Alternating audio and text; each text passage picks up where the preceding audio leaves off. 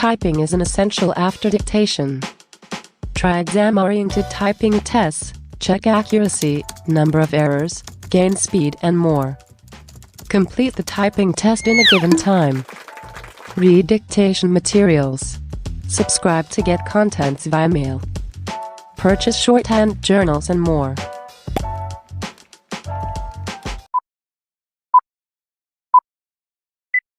Sir, now I go to my next point. What is the general tenor of most of the amending bills?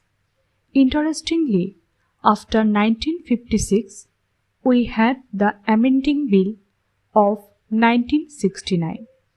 There were two bills in 1964. The general tenor of the bill was known. Whether it was restricting the corporate sector or it was liberal or for that purpose.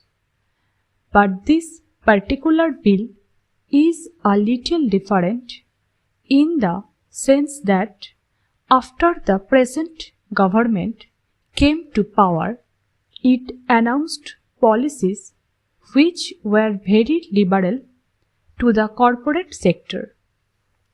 Liberal does not mean that they can break the laws. Liberal means that the government lays down the framework of the industrial policy, and within the framework of that policy, government wants to give the corporate sector a little leeway to operate. But here I find under section 270 or section 372 a whole new definition is given to intercorporate deposits, including deposits within the meaning of loan. Not only creates trouble for the corporate sector, it is violence to the English language. By no stretch of imagination can a deposit be termed a loan. We are making deposits in banks. They cannot be called loans. We are not giving loans under intercorporate deposit. To include it under the term loan is an atrocity, and it will only affect the small and medium entrepreneurs. The bigger companies can get enough loans from companies, from government institutions. In spite of our talk of socialism and decentralization, it is always the bigger companies which get the larger cake out of the government resources, and it is the small and medium people who are hit hard by the provision. While ostensibly it is meant to protect the small man, the people who are really hit by the tenor of this bill are the small and medium entrepreneurs.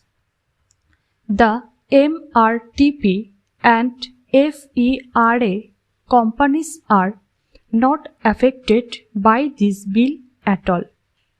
I do not suggest that there should be any restriction put on MRTP or FERA companies which are not realistic. What I submit is, in the scheme of things, the industrial policy resolution from the time of Jawaharlal Nehru, which government still professes, is a relevant document. I feel in terms of fulfilling those objectives there should be restrictions only on MRTP and FERA companies. Small and medium-sized companies should be outside the orbit of most of these restrictions. Only then will the company law be effective. Otherwise, this series of amendments may add to the plethora of amendments that we have been adding from year to year.